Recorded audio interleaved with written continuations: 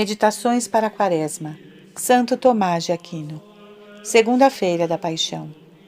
A paixão de Cristo é um remédio contra o pecado. Encontramos na paixão de Cristo um remédio contra todos os males nos quais incorremos através do pecado. Estes males são 5. Primeiro, nós nos tornamos impuros. Quando um homem comete um pecado, ele suja sua alma, pois assim como a virtude é a beleza da alma, o pecado é uma mancha na alma.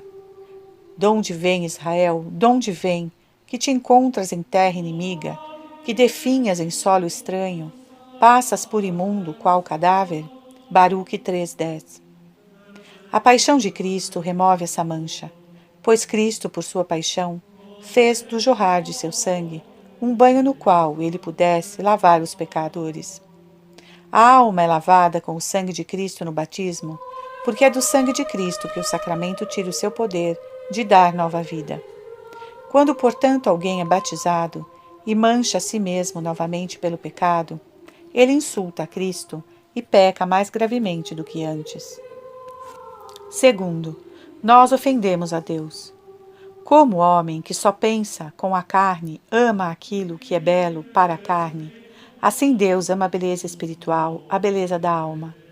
Quando a beleza da alma é definhada pelo pecado, Deus se ofende e sustenta seu ofensor com aversão. Mas a paixão de Cristo afasta esse seu ódio, porque faz o que nenhum homem poderia fazer, isto é, a plena reparação do pecado a Deus. O homem e a obediência do Cristo foram maiores do que o pecado e a rebelião de Adão. Terceiro, nós enfraquecemos. O homem crê que, uma vez que cometeu um pecado, será capaz de se abster do pecado no futuro. A experiência mostra bem o contrário. O efeito do primeiro pecado é enfraquecer o pecador e torná-lo ainda mais inclinado ao pecado. O pecado domina o homem mais e mais, e o homem, por si só, forte o quanto for, coloca-se em um tal estado do qual ele não é capaz de sair. Como um homem que tenha se atirado num poço, ali ele deve permanecer, a não ser que seja resgatado por algum poder divino. Depois do pecado de Adão, portanto, nossa natureza humana foi enfraquecida, perdeu sua perfeição, e os homens tornaram-se mais inclinados a pecar. Mas Cristo, ainda que não tenha definitivamente posto um fim a essa fraqueza, no entanto a diminuiu enormemente. O homem é tão fortificado pela paixão de Cristo, e o efeito do pecado de Adão é tão diminuído, que ele não é mais dominado por ela. Ajudado pela graça de Deus, dada a ele nos sacramentos, que aurem seu poder da paixão de Cristo, o homem agora é capaz de se esforçar e sair de seus pecados. Antes da paixão de Cristo, havia muito poucos que viviam sem pecado mortal, mas desde a paixão, muitos viveram e vivem sem cometê-lo. Quarto, a sujeição à punição merecida pelo pecado. Isto a justiça de Deus pedia, ou seja, que por cada pecado o pecador fosse punido, variando sua pena de acordo com o pecado. Por isso, já que o pecado mortal é infinitamente perverso, considerando que é um pecado contra aquilo que é infinitamente bom, isto é, Deus, cujos mandamentos o pecado despreza, a punição devida ao pecado mortal também é infinita. Mas, por sua paixão, Cristo afastou de nós essa punição, pois ele a suportou por conta própria. Carregou os nossos pecados, isto é, a punição devida a nós por nossos pecados, em seu corpo sobre o madeiro. 1 São Pedro 2:24.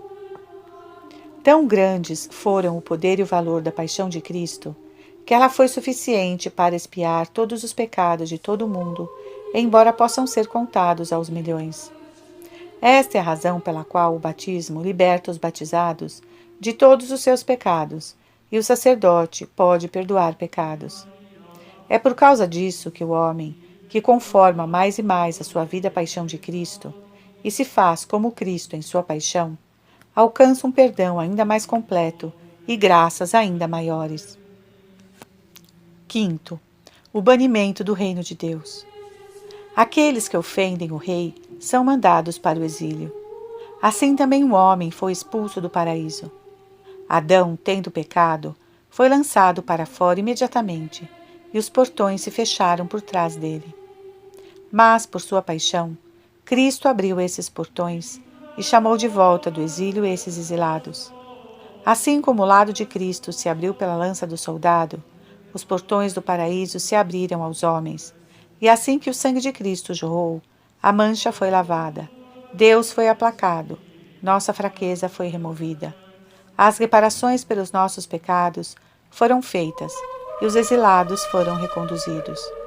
Assim foi que Cristo disse imediatamente ao ladrão arrependido: Hoje estarás comigo no paraíso. São Lucas 23, 43. Uma coisa dessas jamais foi dita a nenhum outro homem, nem a Adão, nem a Abraão, nem mesmo a Davi. Mas hoje, o dia no qual o portão é aberto, o ladrão não faz senão pedir e logo o encontra. Temos ampla confiança de poder entrar no santuário eterno em virtude do sangue de Jesus. Hebreus 10, 19.